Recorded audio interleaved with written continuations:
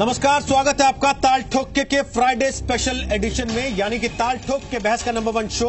आज आप देखेंगे पूरे 2 घंटे 5 बजे से लेकर 7 बजे तक। हम चाहते हैं कि बड़े मुद्दों पर अपनी राय बनाने में पहले देश के लोगों को तर्कशील बनना चाहिए, किसी भी किस्म के डर को हटाकर कट्टरता को किनारे करके और देश हित को सामने रखकर सोचना चाहिए। और इसी कोशिश में कई बार दर्शकों की मांग पर ताल ठोक के का स्पेशल एडिशन हम करते।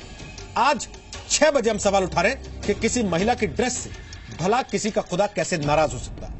लेकिन उसके पहले 5 बजे की बहस का मुद्दा यह है कि क्या आज भारत ने साफ कर दिया है कि उसे दोस्ती भले मंजूर हो, किसी का दखल मंजूर नहीं होगा। आज कजाकिस्तान में एससीओ के मंच से प्रधानमंत्री नरेंद्र मोदी ने चीन पाकिस्तान के आर्थिक गलियारे का नाम लिए बगैर कहा कि दुनिया के देशों के बीच कनेक्टिविटी जरूरी है, लेकिन क्षेत्रीय अखंडता और संप्रभुता का उल्लंघन नहीं किया जा सकता।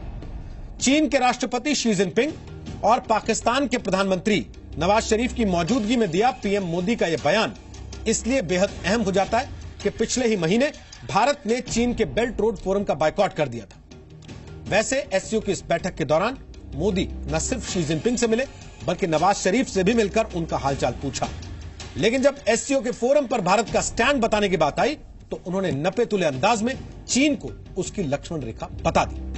आतंकवाद के खिलाफ भी मोदी ने एकजुट प्रयास की अपील की है और कहा कि आतंकवादियों की भर्ती और ट्रेनिंग से लेकर उनके फाइनेंस तक पर हमला करना होगा। ऐसे में क्या एससीओ फोरम पर पीएम मोदी का स्टैंड चीन और पाकिस्तान के गठजोड़ पर एक कूटनीतिक बम माना जा सकता है? यहां यह बताना भी जरूरी है कि एससीओ की बैठक के दौरान मोदी जब शी जिनपिंग से मिले तो भी उन्होंने कहा कि दोनों देशों को एक दूसरे के कोर कंसर्न्स का ख्याल रखना होगा। सवाल यह भी है, क्या मोदी का यह डिप्लोमेटिक ऑफेंसिव कारगर होगा? क्योंकि चीन भी भारत पर लगातार दबाव बना रहा है। चीन के सरकारी अखबार ग्लोबल टाइम्स ने अपने लेख में लिखा है कि कश्मीर पर भारत और पाकिस्तान के बीच अगर तनाव हुआ तो शंघाई सहयोग संगठन और आतंकवाद के खिलाफ लड़ाई में वो चुनौती बनेगा। तो ताल ठोक के आज की पहली बहस इसी पर।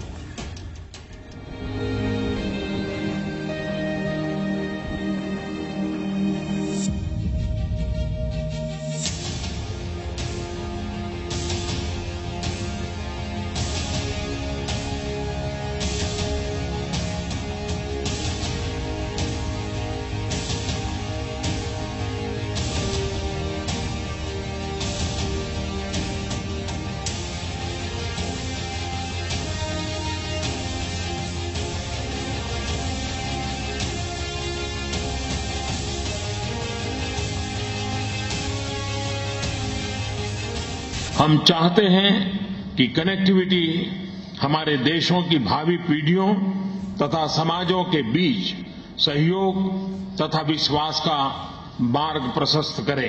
परियोजनाओं की सफलता एवं स्वीकृति के लिए संप्रभुता तथा क्षेत्रीय अखंडता का आदर जरूरी तथा इनकी इंक्लूसिविटी तथा सस्टेनेबिलिटी आवश्यक है। The SCO's expansion takes place at an opportune time as the Belt and Road Initiative transforms global economic landscape, and in Pakistan we are diligently implementing the China-Pakistan Economic Corridor, which is a flagship of the BRI. What is more, these mega projects will benefit the entire SCO community. आतंकवाद मानव अधिकारों तथा मानव मूल्यों के सबसे बड़े उल्लंघनकारियों में से एक है। अतः आतंकवाद तथा अतिवाद के खिलाफ संघर्ष एससीओ के सहयोग का अहम भाग है। मुद्दा चाहे रेडिकलाइजेशन का हो, टेररिस्ट की रिक्रूटमेंट का, उनकी ट्रेनिंग का अथवा फाइनेंसिंग का, जब तक हम सभी देश मिलकर इस दिशा में कोऑर्डिनेटेड तथा सशक्त एफर्ट्स नहीं करेंगे तब तक इन समस्याओं का समाधान असंभव है। प्रधानमंत्री ने जो हमने कहना चाहिए था कह दिया, सबको सुना भी दिया और किसी दूसरे मुल्क का नाम नहीं लिया, पर असल में जो पाकिस्तान है और नवाज शरीफ वहां जो बैठे हुए थे वो बाकी मेंबर्स के सामने पूरी तरह एक्सपोज हो गए। तो पूरा रिबिल्ड कौन कर रहा है? चाइना कर रहा है। बोले तो चाइना का जो एयरक्राफ्ट कैरियर्स रहते हैं उधर आ रहे हैं। ये तो सॉवरेंटी ऑफ इंडिया को डेंजर करने के लिए चाइना ये कर रहा है। और चाइना को भी मालूम है 1960 में भारत जैसा है, भारत आर्मी वो हालत नहीं है, अभी इम्प्रूव्ड कंडीशंस में है और मुकाबले भी दे सकते हैं। दाल ठोके का पहला सवाल, क्या मोदी ने साफ किया कि इंडिया को दोस्ती मंजूर, दखल नहीं? दूसरा सवाल, क्या SCO फोरम से चीन पाक आर्थिक गलियारे पर मोदी की चीन को अंतिम चेतावनी है? तीसरा सवाल, क्या मोदी ने चीन के आगे लक्ष्मण रेखा खींच दी है? चौथा सवाल, क्या PM मोदी ने दुनिया के सामने चीन पाकिस्तान का पर्दाफाश कर दिया है? पांचवा सवाल, क्या PM मोदी का रुख अब की बार चीन पाकिस्तान से आर पार वाला है? तो आज की इस बहस की शुरुआत करें उसके पहले आपको एक तस्वीर और दिखाना चाहूंगा। कजाकिस्तान की राजधानी अस्ताना में SCO शिखर सम्मेलन में पाकिस्तानी सेना का एक अफसर पाकिस्तान के PM नवाज शरीफ के कान में कुछ कहता नजर आया। यह अफसर नवाज शरीफ का मिलिट्री सेक्रेटरी ब्रिगेडियर अकमल है। नवाज शरीफ ने ब्रिगेडियर अकमल की बातों को बेहद गौर से सुना। इस वीडियो से फिर यह सवाल उठने लगे कि क्या अस्ताना में नवाज पाकिस्तानी फौज के निर्देश पर बोल रहे थे? क्या पाकिस्तानी सेना का दखल इतना ज्यादा है कि अंतर्राष्ट्रीय मंच पर भी नवाज शरीफ को सेना की कही बातों को दोहराना पड़ता है? तो आज हमारे साथ संबित पात्रा हैं, वो बीजेपी के प्रवक्ता हैं। अखिलेश प्रताप सिंह हैं, वो कांग्रेस पार्टी के प्रवक्ता हैं। मेजर जनरल विशंबर दयाल हमारे साथ हैं, वो हमारे साथ रक्षा विशेषज्ञ के तौर पर हैं। फुनचक स्तोपदान हमारे साथ हैं, पूर्व राजनयिक हैं, चीन और मध्य एशिया मामलों के विशेषज्ञ हैं। अचल मल्होत्रा हमारे साथ हैं, वो भी पूर्व राजनयिक हैं, संयुक्त राष्ट्र से जुड़े संस्थानों में भारत के प्रतिनिधि रह चुके हैं लंबे समय तक। सबसे पहले फुनचक स्तोपदान, मैं आपसे पूछना चाहता हूं, प्रधानमंत्री नरेंद्र मोदी ने जो बातें आज कही, क्या यह समझना चाहिए कि भारत ने मजबूती से चीन को एक मैसेज दिया है कि हमको दोस्ती बेशक मंजूर हो, दखल मंजूर नहीं होगा? जी हाँ, दोनों मुद्दों को लेके, कनेक्टिविटी और टेररिज्म को लेके, खासकर इन इश्यूज पे फर्मली अपने पोजीशन को रखा है मोदी जी ने, प्रधानमंत्री जी ने, और कह दिया है कि these are our core concerns, और इसके बॉटम लाइन शायद बाकी लोगों को समझना चाहिए।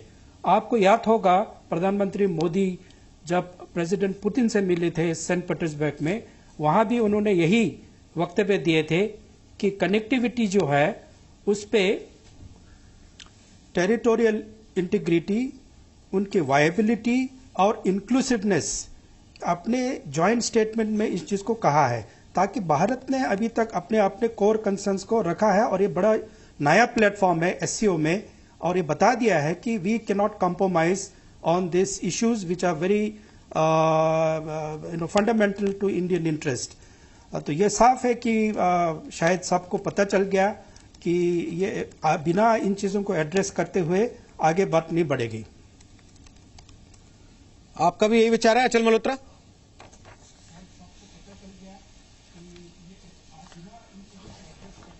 जी हाँ, बिल्कुल। अगर आपको याद हो तो पिछले महीने जो चाइना में वन रोड वन बेल्ट को लेके कॉन्फ्रेंस हुई थी, तो हमने उसको, हमारी अटेंडेंस नहीं थी उसमें, और उसका जो सबसे बड़ा रीजन हमने यही बताया था कि जो चाइना पाकिस्तान इकोनॉमिक कॉरिडोर है, जो इस अबोर का एक बहुत ही इंटीग्रल पार्ट है, वो पाकिस्तान ऑक्युपाइड जो कश्मीर है, जो इंटीग्रल पार्ट ऑफ इंडिया है, वहां से होकर गुजरता है, तो वो हमारी सॉवरेनिटी और इंटीग्रिटी, टेरिटोरियल इंटीग्रिटी के खिलाफ है।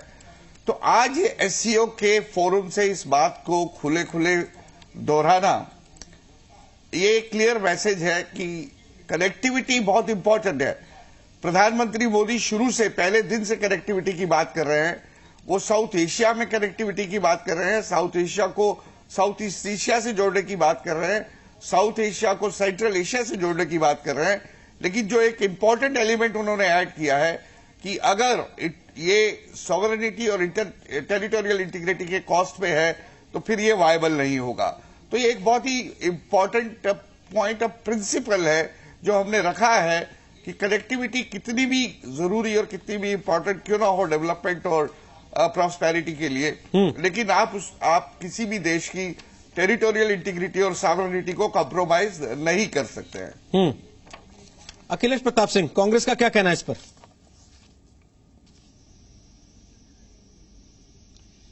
देखिए, 3 सालों से माननीय मोदी जी देश के प्रधानमंत्री हैं और जब कभी भी अंतर्राष्ट्रीय पटल पे कहीं जाते हैं, कोई बात होती है तो बढ़ चढ़ करके कड़े कड़े शब्दों के तहत आप लोग ये बताते हैं कि मोदी जी ने अब ये कर दिया, अब वो कर दिया, अब चीन की जुबान बंद हो गई, पाकिस्तान का मुंह बंद हो गया और हमने अपनी बात रख दी और अब सबको समझ में आ गया, भारत अब बर्दाश्त नहीं करने वाला है और इन लोगों को सबको इन साइड रहना होगा जो भारत चाहता है, जिस तरह से चाहता है।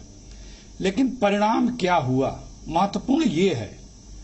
आप देखें, चीन क्या किसी भी तरह से भारत के साथ सकारात्मक रुख रखे हुए है पिछले 3 वर्षों से? पाकिस्तान क्या थोड़ा सा भी सकारात्मक छोड़िए नॉर्मल हुआ है? वो और बढ़ चढ़ गया है, चीन और बढ़ चढ़ गया है। हम आप हमारे प्रधानमंत्री जी कुछ भी कहते रहे लेकिन कोई सुन नहीं रहा है। महत्वपूर्ण ये है, क्यों नहीं कोई सुन रहा है, उस पर विचार करना होगा। उसके लिए रणनीति आपको बदलनी होगी अगर कहीं कमी है। उसके लिए आपको सोचना होगा, देशों में विदेशों में अंतर्राष्ट्रीय स्तर पे आपको ऐसी रणनीति कूटनीति और अपने संबंधों का प्रयोग करना होगा। भारत एक बहुत बड़ा गणराज्य है, दुनिया की बड़ी बड़ी शक्ति है। भारत का प्रधानमंत्री अगर उसमें क्षमता हो, देश में तो क्षमता है, प्रधानमंत्री में क्षमता हो तो बहुत कुछ कर सकता है। लेकिन देखिए, चीन 1.5 मिनट हो गया सर, क्या कर सकता है ये आप आगे बताइएगा। क्या नहीं किया ये तो आपने बता दिया, पर क्या करना चाहिए था ये आपने नहीं बताया। संबित पात्रा, अंतर्राष्ट्रीय मंच पर जब देशों के प्रधानमंत्री बैठते हैं तो उसमें और गुल्ली डंडे के खेल में कुछ तो अंतर होता होगा।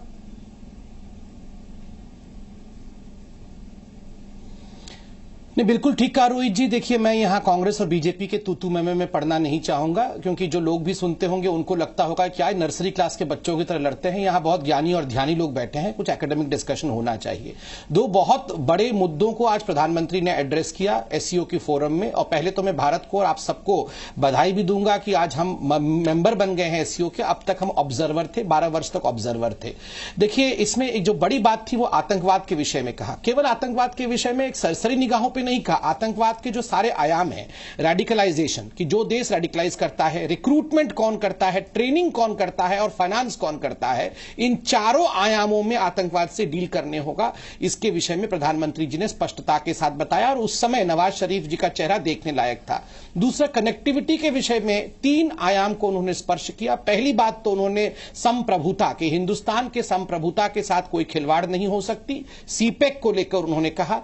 इंक्लूसिविटी जब उन्होंने कहा तो बाकी देशों के लिए भी एक बहुत बड़ा संदेश था, क्योंकि बाकी देश जो लोन ले रहे हैं चाइना से, क्या वो किसी समय कॉलोनियल रूल में चले जाएंगे, यह भी एक बहुत बड़ी चिंता का विषय है। तो बाकी देशों को संबोधित किया। और तीसरी जो बात है वो सस्टेनेबिलिटी, क्योंकि एक बहुत बड़ा सवाल ओआरओबी को लेकर है कि कहीं ना कहीं ये सस्टेन नहीं हो पाएगा। और जो सस्टेनेबिलिटी अभी दिख रही है, तो ये सवाल यूरोपियन यूनियन ने भी उठाया था, ये सवाल हमारे बाकी देश भी उठा रहे हैं एशिया के। तो सभी के एक लीडर के रूप में आज नरेंद्र मोदी उभर। ठीक है, क्या संबित पात्रा ज्यादा पीठ थपथपा रहे हैं और जो बात कांग्रेस के नेता कह रहे हैं वो निजी दुख में कह रहे हैं, या वाकई अंतर्राष्ट्रीय स्तर पर हिंदुस्तान की इतनी बेइज्जती, इतनी आफत हो रही है जितना वो बता रहे हैं? देखिए रोहित, पहले तो मैं उनकी तूतू में बाद में जाऊंगा। मैं कहना चाहता हूं कि देर आए दुरुस्त आए। भारतवर्ष ने एक बहुत अच्छा कदम लिया है कि हम एससीओ के परमानेंट एससीओ की मेंबरशिप ज्वाइन करके, क्योंकि एससीओ का जो मेन मुद्दा था वो सेंट्रल रिपब्लिक्स की जो इकोनॉमिक डेवलपमेंट और उसके चारों तरफ था, और भारत उससे दूर खड़ा था। अच्छी बात नहीं थी, रशिया और सिर्फ चाइना उसमें इंटरेस्ट लें। मैं समझता हूं एक बहुत अच्छा कदम उठाया भारत ने। दूसरी बात, जहां तक आज मोदी जी के संवाद की बात है, जो मोदी जी ने आज उनको संबोधित किया है, मैं समझता हूं मैंने थोड़ा सा एक उभर के एक निखरे हुए स्टेट्समैन की तरह उन्होंने एक बात कही है जो कि बहुत दिन से कहनी चाहिए थी। ये सिर्फ पाकिस्तान और चाइना को मैसेज नहीं गया है। इकोनॉमिक कॉरिडोर में अगर आपने पिछले कुछ दिन से देखा हो तो रशिया भी इंटरेस्ट ले रहा था, कुछ रशियन कंपनीज भी वहां इन्वेस्टमेंट, और वो सेंट्रल एशियन रिपब्लिक्स की तरफ भी मेरे ख्याल में इसका झुकाव था, उसके तरफ भी। मैं समझता हूं मोदी जी ने उस प्लेटफॉर्म से सबको एक मैसेज दिया है कि की जो ये कॉपरेशन है, इसमें जो की इशू जो हमें आगे नहीं बढ़ने देगा वो है टेररिज्म, और वो टेररिज्म पाकिस्तान की धरती से उगा है। पाकिस्तान उसको बढ़ाता है और उसको फाइनेंशियल सपोर्ट और मॉरल सपोर्ट चाइना से दी है। इस सारी बात को एक बड़े अच्छे उसमें मैं समझता हूं मोदी जी ने कहा है। लेकिन इस पे अब ये बात मैं मानता हूं कि इस जो आज स्टेटमेंट दिया है, इस पे अब भारत को थोड़ा सा पुश करना पड़ेगा। फुनचक सुल्तान, आपको लगता है 3 साल में भारत चीन के सामने झुका है, भारत चीन के सामने कमजोर पड़ा है, भारत चीन के सामने चीजें असर्ट नहीं कर पाया? देखिए, बात इस तरह नहीं होती है कि आप झुके या खड़ा हो जाए। बात है अपने अपने इंटरेस्ट को परस्यू करना। तो ये जो हम लोग बात कर रहे हैं कि एससीओ के फ्रेमवर्क में हमने इस संस्था को ज्वाइन करने की जो सोची है, वो जब नटवर सिंह जी विदेश मंत्री थे उन्होंने इस चीज को पुश किया था। और उस टाइम पे ये था कि ये एससीओ जो है एंटी अमेरिकन प्लेटफॉर्म है, ये कम्युनिस्ट लोगों का एक क्लब है। तो आप उसमें जाके अमेरिका के खिलाफ जो भी करना था उसका एक थिंकिंग था उस टाइम पे। अभी हम ज्वाइन कर लिए, लेकिन उस टाइम पे लोगों का एक मुद्दा था कि हमें इससे क्या फायदा होगा। और हो सकता है कोई फायदा हो सकता है कि हम इसमें आप we are now trapped into this. आप सेंट्रल एशियन कंट्रीज के साथ तो आप डील कर सकते हैं, रशियन के साथ भी डील कर सकते हैं, आप चाइना के साथ कैसे डील कर लेंगे? ये बहुत बड़ी चैलेंज है हमारे लिए। और उसके ऊपर एक पाकिस्तान भी आ गया। आप इसमें तो घुस तो गया एससीओ के अंदर, आप बाहर कैसे आएंगे? तो हम अपने इश्यूज को कॉम्प्रोमाइज नहीं कर सकते हैं, लेकिन ऐसा भी नहीं लगना चाहिए कि हम इस चीज को बिल्कुल सार्क की तरह डिसफंक्शनल बना दें और इंडिया और पाकिस्तान वहां जाके लड़ाई करने लगे। तो ये बहुत सारे मुद्दे हैं, इन चीजों पे बातें होना चाहिए।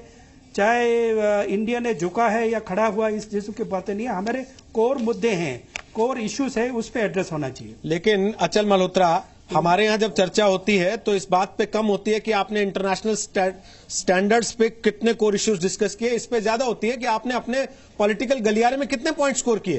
तो इस मामले में सरकार ने या पीएम ने कितने पॉइंट स्कोर कर लिया आज?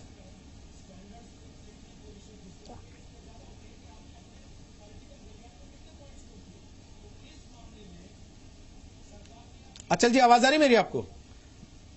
देखिए रोहित जी, जब आप जी हाँ अब आ रही है रोहित जी, जब आप इंटरनेशनल फोरम पे जाते हैं, तो जब आप इंटरनेशनल फोरम में आप पार्टिसिपेट करते हैं तो उसकी एक मर्यादा होती है। उसी मर्यादा में आपको अपने जितने भी कंसर्न्स हैं, जितने भी व्यू पॉइंट्स हैं, उनको रखना होता है और उसको फोर्सफुली रखना होता है। अब आप ये कहें कि हमने अपना पॉइंट तो रख दिया लेकिन सामने वाले तो ने माना नहीं, तो इसमें भारत ने क्या बड़ी तीर मार ली मोदी जी ने कह के? मोदी जी ने कह दिया, ये अपने आप में बहुत बड़ी बात है। आपने एक सवाल उठाया था, क्या हम चीन से दब रहे हैं या चीन हमारे ऊपर हावी हो रहा है? मुझे नहीं लगता। चीन की अपनी सेंसिटिविटीज है हमको लेके, हमारी अपनी सेंसिटिविटीज है चीन को लेके। और जो उनके फॉरेन ऑफिस ने एक स्टेटमेंट दिया अभी रिसेंटली, वो बड़ा ही कॉन्सिलिएटरी है। अगर आप उसे ध्यान से पढ़ें तो उन्होंने ये कहा है कि हम लोगों को मिलजुल कर अपने मैनेजेस को, जितने भी डिफरेंसेस हैं, उसको अप्रोप्रिएटली मैनेज करने की कोशिश करनी चाहिए। तो मुझे लगता है कि चीन इस समय कन्फ्रंटेशन हमसे करने के ना तो मूड में है, ना ही शायद वो करना चाहेगा। मुद्दे हैं, वो अपनी जगह बने हुए हैं, चाहे वो बॉर्डर इश्यू है, चाहे वो तिब्बत है, चाहे वो हमारी एनएसजी की मेंबरशिप है, चाहे उनके पॉइंट ऑफ व्यू से हम अरुणाचल प्रदेश है। तो ऐसे मुद्दे हैं जो हिस्टोरिकली चले आ रहे हैं, चलते रहेंगे। लेकिन इन मुद्दों के रहते हुए भी किस तरह से हम चाइना और इंडिया की रिलेशनशिप को मैनेज करते हैं, that is the art of diplomacy. आप उससे कंपीट करिए, आप उसको कंटेन करिए, आप उससे कॉम्प्रोमाइज करिए, जो भी है आपको उसके मैनेज करिए डिफरेंसेस को, और इंटरनेशनल जो फोरम है उसमें साथ मिलकर जितना हो सकता है आप करिए। आप एससीओ के मेंबर बने हैं, इसका यह मतलब नहीं है कि हम आर्म ट्विस्टिंग करके चाइना और पाकिस्तान को जो हम चाहते हैं उनसे करवा लेंगे। लेकिन एक फोरम होता है जहां आप अपनी बात रख सकते हैं, कुछ पब्लिकली रखते हैं, कुछ बिहाइंड द कैमरा जो इंडोर होती है वहां बातें की जाती हैं। तो ये एक अपने आप में बहुत बड़ी उपलब्धि होती है। बाकी पॉइंट स्कोर करना वो तो खैर जो ऑब्वियस है और नेचुरल है। क्योंकि पॉलिटिकल पार्टी सर्वाइव इसी बात पे करते हैं, ये उनका प्रोफेशन है। इसके लिए आप उसको मुझे नहीं लगता कि आप उनको कोई दोष दे सकते हैं। जनरल साहब आप कुछ कह रहे हैं, फिर मैं कांग्रेस के अखिलेश प्रताप सिंह के पास जाता हूं। बोलिए जनरल साहब। रोहित जी, मैं कहना चाह रहा हूं कि देखिए पिछले 2 साल में अगर आप चाइना पाकिस्तान वर्सेस लोगे तो मैं कहूंगा भारत ने चाइना के खिलाफ, चाइना के ऑपोजिशन में जो कदम उठाए हैं वो बहुत स्ट्रांग है। आप देखिए इंडिया ने वियतनाम के साथ cooperation, India Japanese cooperation, India अब साउथ चाइना सी में कितना एक्टिव है, इंडिया का अगर आप नॉर्थ ईस्ट में जो डेवलपमेंट है इंफ्रास्ट्रक्चर वो कितना बोल्डली कर रहे हैं। तो ऐसा नहीं है कि मतलब ये जरूर है कि भाई चाइना अपना गेम खेलेगा, चाइना अपनी कुर्सी छोड़ने वाला नहीं है। चाइना अपनी ताकत का बार बार आपको एहसास कराएगा, अपनी इकोनॉमिक पावर का भी। लेकिन मैं समझता हूं पिछले 2 साल में पाकिस्तान जिसके अगेंस्ट हमारी कई बार मैं समझता हूं कंफ्यूजिंग वो है, एक बॉडी लैंग्वेज है, लेकिन चाइना के अगेंस्ट हमारी पोस्चरिंग, हमारी बॉडी लैंग्वेज, हमारी स्टेटमेंट, लास्ट मंथ पीएम का नहीं जाना, वहां हमें इंडिया का नहीं अटेंड करना, वो एक अपने आप में बहुत बड़ी मैं समझता हूं हार्ड लाइनर थी। और जो स्टेटमेंट आज दी है वो अपने आप में बहुत क्लियर, साइडलाइंस पे मीटिंग के बाद, चाइनीज प्रेसिडेंट से मीटिंग के बाद उन्होंने स्टेटमेंट दिया है। मैं समझता हूं चाइना के अगेंस्ट इंडिया पिछले 2 साल से बहुत ही अच्छा और बहुत ही मजबूत कदम दिखा रहा है। बॉडी लैंग्वेज, पोस्टरिंग बहुत अच्छी है। ठीक है अखिलेश जी बोलिए, फिर संबित आपके पास आऊंगा। थोड़ा समय दीजिएगा, हम पहले चाइना पे बता दें। देखिए भाई, बोलने से अगर काम बनता हो तब तो बड़ी अच्छी बात है, बोलने में तो कोई मुकाबला नहीं है। लेकिन आतंकवाद के छोटे से भी मसले पे चाइना हमारे विरोध में हर जगह खड़ा हो जाता है, हर जगह टांग अड़ा देता है।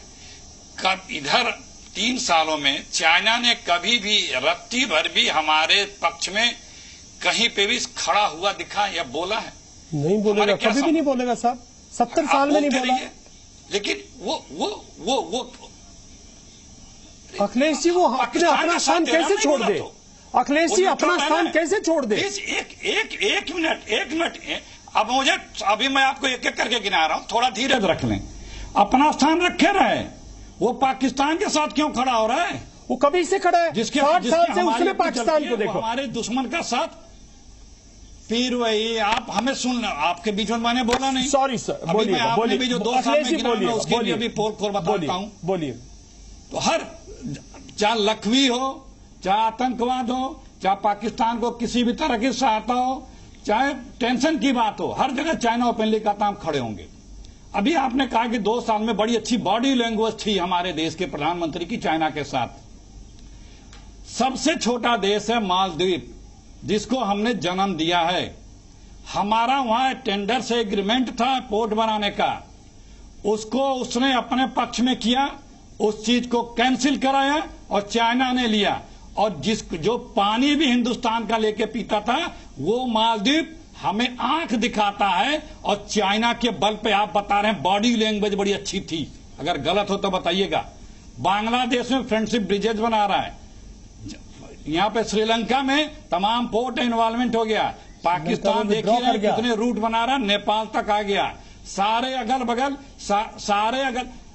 अगल बगल आपको वो घेर चुका है।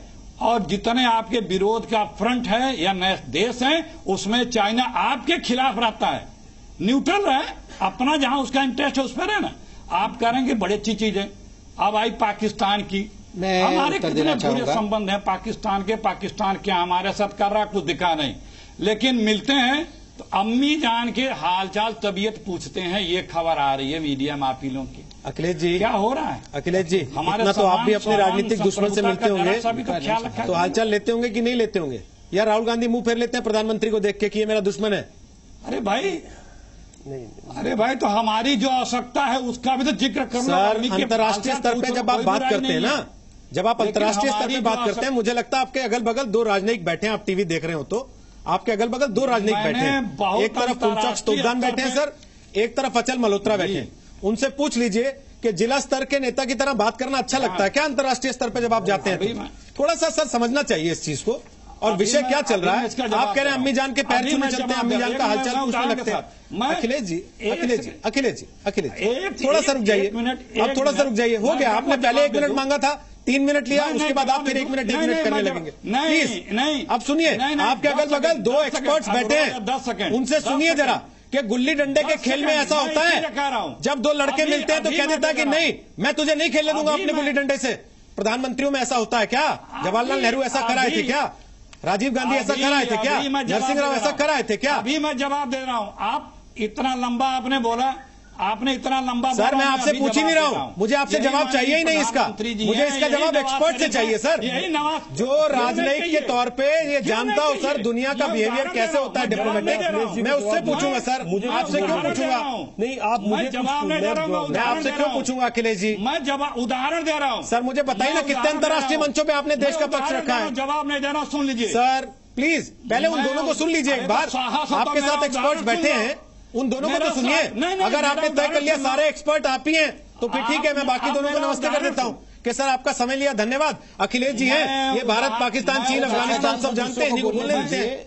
ऐसे भी क्या, दूसरों को सुन लीजिए सर, आपने बोला अपनी बात आपने रख दी, तब आपको किसी ने नहीं टोका। दयाल साहब बोलने लगे, आपने कहा कि चुप रहिए, मैं बोल रहा हूं कोई नहीं बोलेगा, वो चुप हो गए।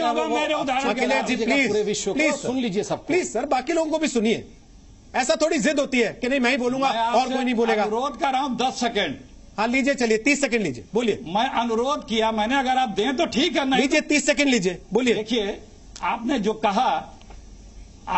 कहा यही माननीय मोदी जी हैं। अंतर्राष्ट्रीय मंचों पे 2 बार मिले, नजर तक नहीं मिलाई। आपने कहा कि नजर तक नहीं मिलाई, वो क्या था? आपने कहा अंतर्राष्ट्रीय मंचों पे मिलते जब हैं तो किस तरह से मिलते हैं, जिला लेवल के नेता नहीं मिलते हैं। यही माननीय मोदी जी थे। आपने कहा कि उन्होंने घूरा नहीं, बॉडी लैंग्वेज ऐसी थी, सामने से गुजर गया, देखा तक नहीं।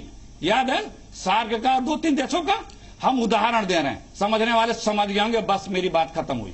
अखिलेश जी, जब एक ऐसी फोरम में आप बात कर रहे हैं जहां चीन लगातार इस बात को लेकर कोशिश कर रहा है कि भारत आ रहा है तो पाकिस्तान भी आ जाए, आपको वहां चीन का डर नहीं दिख रहा, लेकिन आपको इस बात से मजा आता है कि मैं इस बात पे अपने प्रधानमंत्री को नीचा दिखा लूं, तो सर वो जिला स्तर की राजनीति होती है। एक बार संबित पात्रा को जवाब सुन लीजिए। अब ठीक है, आप अपनी भाषा समझते हैं, वो संबित पात्रा ही बोल सकते हैं सर आपकी भाषा, मैं नहीं बोल सकता। संबित पात्रा आप जवाब देना चाहे दे सकते हैं, मैं दयाल साहब से उसके बाद मैंने मोदी जी का उदाहरण दिया। प्लीज आप सुन लीजिए, वो आपकी भाषा में आपको जवाब दे लेंगे संबित पात्रा। बेहतर है आप लोग अपनी भाषा में खुद बात करें। संबित बोल लीजिए आप। ना मैं कोई ऐसी भाषा इस्तेमाल करना नहीं चाहता। मैं आदरणीय अखिलेश जी को क्षमा करता हूं। देखिए, जब हम लोग एक राजनयिक विषय पे, एक डिप्लोमेटिक विषय में बात कर रहे हैं, और मैंने आरंभ में कहा जब ज्ञानी लोग बैठे हैं, इस प्रकार की भाषा का भी एक स्तर होना चाहिए, और खास करके एक इंटरनेशनल इशू पे मैं उसमें ओछी चीजों में जाना नहीं चाहता हूं। चाइना को लेकर एक बहुत महत्वपूर्ण बात हो रही थी, यहां 2 बड़े लोग बैठे हैं, अगर मैं गलत कहूं तो मुझे ठीक कर देंगे। आप देखिए किस प्रकार इंडिया और चाइना की पॉलिसी में, सर प्लीज मैं आपसे हाथ जोड़ के निवेदन कर रहा हूं, बोलने दीजिए। नंबर 1, किस प्रकार से बदलाव आया है 3 वर्षों में चाइना को लेकर। नंबर 1, आप देखिए अभी अप्रैल के महीने में 10 दिन के लिए दलाई लामा को अरुणाचल प्रदेश जाना था। आप जानते हैं जो स्पोक्स पर्सन है फॉरेन विभाग के चाइना के, ग्लेन शुआंग, उन्होंने चिट्ठी लिखी नई दिल्ली को, और चिट्ठी में क्या लिखा था यह जानना बहुत अनिवार्य है। China is gravely concerned over the information that India has granted permission to Dalai Lama to visit Arunachal Pradesh and invitation to him to visit the mention territory that would cause serious damage to peace and stability. आगे भी लिखा हुआ है। इसके बावजूद भी गृह मंत्री से चिट्ठी गया कि नहीं, ना केवल हम इसमें कोई बदलाव नहीं करेंगे, मगर किरेन रिजिजू जाके रिसीव भी करेंगे और उनके साथ मौजूद रहेंगे। नंबर 1, तो एक बहुत बड़ा ये बदलाव रहा। 1993 में नरसिम्हा राव ने जाके एग्रीमेंट किया था चाइना में कि इस प्रकार कभी भी हम अरुणाचल प्रदेश में अपने मन मुताबिक काम नहीं करेंगे। तो उन्होंने कहा कि 1993 में जो एग्रीमेंट हुआ था हम इसका वायलेशन माने। हमने कहा नहीं, अरुणाचल इज आवर विषय, ये हमारा टेरिटरी है, हम डिसाइड करेंगे। आपको याद दिलाऊं, एक बार ऐसे ही 2009 में मनमोहन जी जब थे तब दलाई लामा का जाना था। उस समय चाइनीज प्रीमियर ने मनमोहन जी को फोन किया था कि अगर दलाई लामा जाएंगे तो एक भी मीडिया का आदमी वहां नहीं जाएगा, वो चुपके से जाएंगे और चुपके से आएंगे। मनमोहन सिंह जी ने उन समय चाइना की बात मानी थी। दूसरी बात, इस लेटर में देखिए, आज तक अरुणाचल प्रदेश को चाइना कभी भी अरुणाचल प्रदेश नहीं कहता था, वो साउथ तिब्बत कहता था। पहली बार उन्होंने उसे द मेंशन टेरिटरी करके लिखा है। तीसरी बात, जब ओबामा यहां 2015 में आए थे रिपब्लिक डे के परेड में चीफ गेस्ट बन के, उस समय एक बड़ा जो निर्णय हुआ था कि एशिया पैसिफिक और इंडियन ओशन रीजन में हमारा कोऑपरेशन रहेगा, वहां हम जॉइंट वेंचर्स करेंगे, जॉइंट ऑपरेशन करेंगे, जो कि एक बहुत बड़ा निर्णय था चाइना के लिए। 2016 में यूएस काउंसिल जनरल जो कलकत्ता में रहते हैं वो ईटानगर गए। ये पहली बार हुए कि यूएस काउंसिल जनरल ईटानगर चले गए अरुणाचल के अंदर। और सबसे बड़ी बात हुई कि यूएस एम्बेसडर रिचर्ड वर्मा वो तवांग फेस्टिवल में अक्टूबर 2016 में भाग लिया और उन्होंने वहां ट्वीट किया कि मैं इंडिया के बहुत ही सुंदर जगह में हूं। उनके साथ सर्बानंद सोनोवाल जी, पेमा कांडू जी और किरण रिजिजू भी थे। चाइना ने ये सब कुछ देखा, मगर चाइना ने इसको नजरअंदाज किया। ये एक बहुत बड़ा छलांग है। आपकी बातों से लगता है सब कुछ बड़ा अच्छा है, अखिलेश जी की बातों से लगता है 3 साल पहले तक सब कुछ बड़ा अच्छा था, 3 साल में सब कुछ बर्बाद हो गया है।